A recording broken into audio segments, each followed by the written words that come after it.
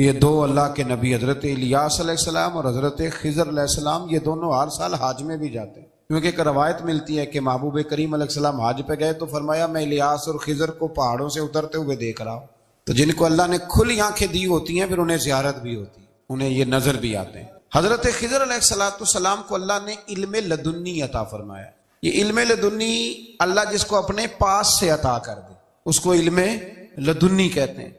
حضرت موسیٰ علیہ السلام ایک دن تقریر کرتے ہوئے کسی نے پوچھا کہ آپ سب سے بڑے عالم ہیں، فرمایا الحمدللہ۔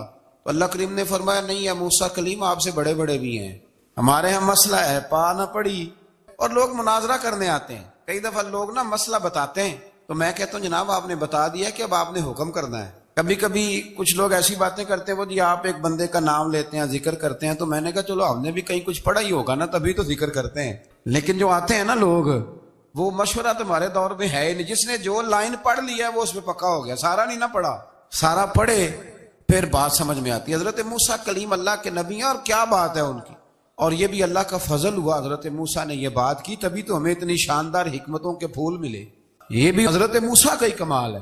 تو حضرت موسیٰ نے کہا کہ اے اللہ وہ جو مجھ سے بڑا ہے عالم ہے وہ کہاں ملے گا جس سے میں حکمت کی بات سیکھوں؟ تو فرمایا جہاں مجمع البحرین ہے نا دو دریا ملتے ہیں وہاں وہ ملے گا۔ حضرت موسیٰ کلیم سے اللہ نے فرمایا کہ جاؤ جہاں دو دریا ملیں گے نا وہاں تمہیں وہ شخص ملے گا۔ تو یا اللہ میں کس طرح؟ فرمایا زادرہ ساتھ لے جاؤ کھانے پینے کا سامان۔ حضرت موسیٰ کلیم لے گئے، مچھلی بھی لے گئے۔ فرمایا یہ مچھلی جہاں تمہارے برتن سے نکل کے دریا میں داخل ہو وہاں دریا میں شگاف پڑ جائے گا، وہاں وہ تمہیں شخص ملے گا۔ حضرت موسیٰ نے اپنے خادم حضرت یوشع بن نون علیہ السلام کو بھی ساتھ لیا۔ یہ بعد میں حضرت موسیٰ علیہ السلام کے جانشین ہوئے۔ یہ دونوں سفر پہ نکل گئے، ایک جگہ پہ پہنچے جہاں پہاڑ تھا ساتھ دریا بھی تھا، اس کے نیچے آرام کرنے لگے۔ حضرت موسیٰ کلیم سو گئے تو یوشع بن نون علیہ السلام موجود تھے، مچھلی جھٹ سے نکلی دریا میں داخل ہو گئی، وہاں راستہ بھی بن گیا۔ اب اٹھے حضرت موسیٰ کلیم، جب اٹھے تو فرمایا چلو چلیں، تھوڑا آگے جا کے فرمایا بھوک لگ رہی ہے کھانا تو نکالو۔ انہیں یاد آیا، کہنے لگے حضور مچھلی تو دریا میں چلی گئی تھی۔ فرمایا تو نے بتایا نہیں، وہی تو ہماری منزل تھی جہاں مچھلی دریا میں گئی۔ پھر وہاں سے واپس آئے قدموں کے نشانوں پہ، وہاں پہنچے جہاں مچھلی گئی تھی تو وہاں ایک شخص لیٹا ہوا تھا چادر لے کے۔ آپ نے سلام لی تو انہوں نے کہا وعلیکم السلام یا موسیٰ کلیم اللہ۔ تو آپ نے فرمایا آپ کون ہیں؟ فرمایا میں وہی ہوں جس کو آپ تلاش کر رہے ہیں۔ تو فرمایا آپ نے مجھے کیسے پہچانا؟ فرمایا جس رب نے تمہیں بھیجا ہے نا اس نے ہی مجھے بتایا ہے کہ موسیٰ آ رہے ہیں۔ اب حضرت خضر نے جو کچھ فرمایا وہ بڑا شاندار ہے۔ فرمایا موسیٰ کچھ باتیں ایسی ہیں جن کا آپ کو علم ہے اور مجھے نہیں، اور کچھ ایسی ہیں جن کا مجھے علم ہے اور آپ۔ اللہ اکبر، یہ کبھی ہماری سمجھ میں بات آ جائے، یہ کبھی سمجھ میں آ جائے۔ کچھ باتیں ایسی ہیں جس کا مجھے علم ہے، اور یہ بڑے بڑے سیانے بندے نہیں مانتے، بڑے بڑے میں عالم ہوں جی، تو آپ عالم ہیں میاں ایک شعبے کے، لیکن بہت سارے دنیا میں شعبے ہیں نا، دین کے عالم کا درجہ سب سے بڑا ہے، لیکن قانونی مشاورت کرنی ہے تو آپ وکیل سے کریں گے، گاڑی کے بارے میں پوچھنا ہے تو کسی مکینک سے پوچھیں، لیکن آپ بن کے نہ بیٹھ جائیں۔ فرمایا جس کا آپ کو علم ہے مجھے نہیں، اور جس کا مجھے علم ہے ان میں سے آپ کو نہیں۔ تو کہا میں پھر آپ کے ساتھ رہنا چاہتا ہوں اور میں وہ سیکھنا چاہتا ہوں جو آپ بتا رہے ہیں۔ تو حضرت خضر فرمانے لگے صبر کر لیں کہ میرے ساتھ، یہ سب سے مشکل کام ہے، یعنی ہر بات کی تو یہاں لوگوں کو وضاحت چاہیے۔ کھانسے بھی تو آپ کو بتانا پڑے گا کھانسے کیوں، ہنسے بھی تو آپ کو بتانا پڑے گا ہنسے کیوں۔ بے بزرگ ہیں، بزرگوں کی باتوں میں حکمتیں ہوتی ہیں، لیکن ہم حکمت کی طرف جانے کو تیار نہیں ہوتے، ہمیں تو فوری طور پہ جواب چاہیے، حل چاہیے۔ حضرت موسیٰ علیہ السلام جناب خضر کے ساتھ چلے، فرمایا صبر کروں گا، میں چلتا ہوں آپ کے ساتھ۔ دریا کے قریب گئے کشتی میں بیٹھنے کے لیے تو کشتی والوں نے حضرت خضر کو پہچان لیا، بغیر کرائے کے سوار کرایا، اور جب پار اترنے لگے تو حضرت خضر نے کشتی کا ایک تختہ ہی توڑ دیا۔ حضرت موسیٰ کہنے لگے یہ آپ نے کیا کیا؟ انہوں نے نیکی کی، آپ نے تختہ توڑ دیا۔ فرمایا آپ کو کہا تھا نا آپ نے صبر نہیں کرنا۔ فرمایا چلو میں صبر کروں گا۔ تھوڑا آگے گئے تو ایک نوجوان لڑکا، ابھی چھوٹی عمر ہے، وہ ملا۔ حضرت سیدنا خضر علیہ السلام نے اسے قتل ہی کر دیا۔ فرمانے لگے آپ نے قتل ہی کر دیا؟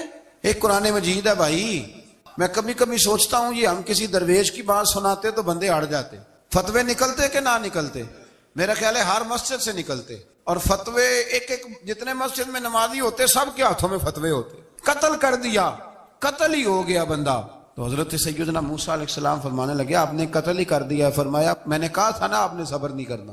آپ فرمانے لگے چلو اگر اب میں بولا نا تو بے شک آپ مجھے علیحدہ کر دیجئے گا۔ حضرت موسیٰ کلیم اب بولا تو علیحدہ کر دے۔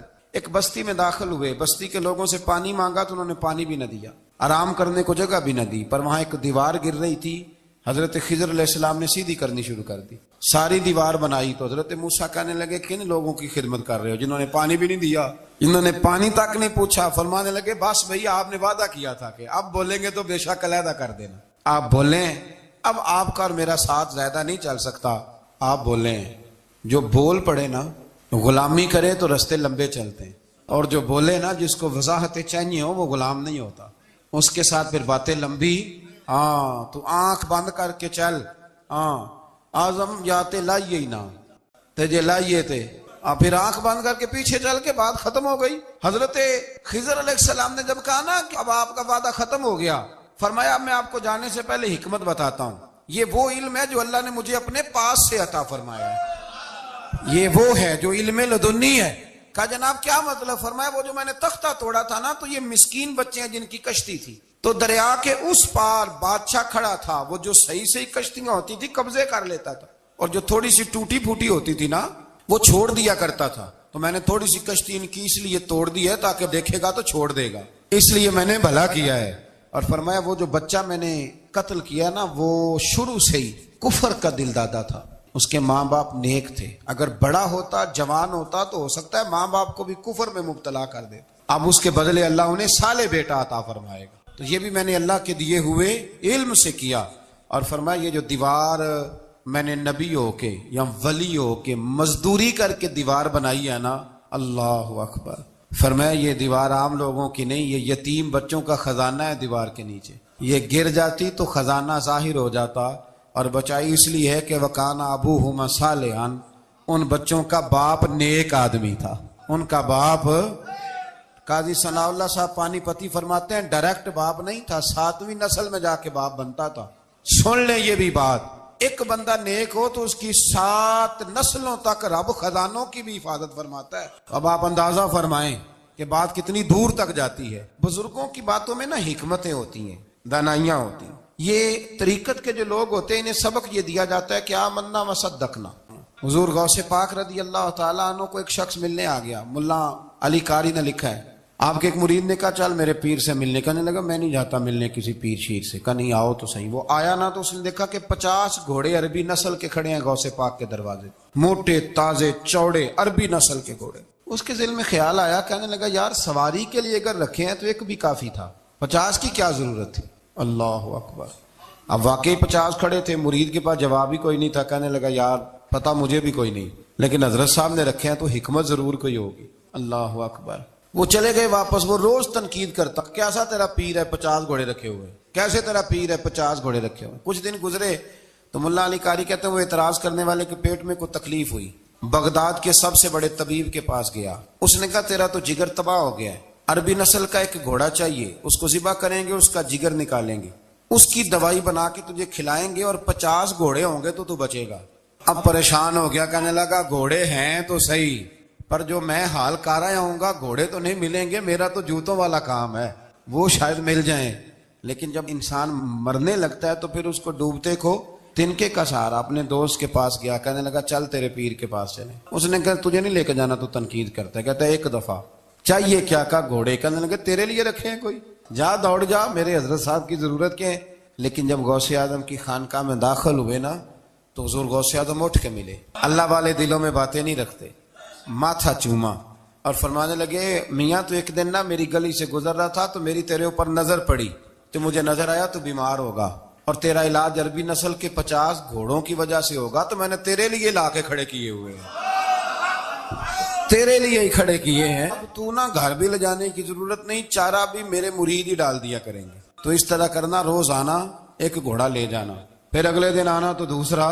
وہ خدا کے بندے تیرے لیے رکھے تھے، تو تنقید کر رہا ہے۔ اللہ کے بندے پردہ پوش ہوتے ہیں، ہاں شرط یہ ہے کہ وہ بندہ صالح ہو، دیندار ہو، وہ والا پیر نہ ہو جو نماز بھی نہ پڑھے اور گھوڑے 15 رکھے ہوئے ہوں اس نے، وہ والا معاملہ نہ ہو۔ تو میرے عزیز یہ یاد رکھیں کہ اللہ تبارک و تعالیٰ کا بندہ جب آپ کا روحانی علاج کرتا ہے نا، روحانی علاج سے مطلب جادو ٹونے کا علاج نہیں، روحانی علاج وہ ہوتا ہے کہ میرے گناہوں کا علاج ہو جائے، حسد بغض کینہ عداوت یہ نکل جائے، تو وہ کچھ ایسے نسخے بتاتا ہے جو سمجھ میں مرید کی نہیں آتے لیکن وہ ضروری ہوتے ہیں۔ انہی نسخوں کو استعمال کرنے سے انسان کا فائدہ ہوتا ہے۔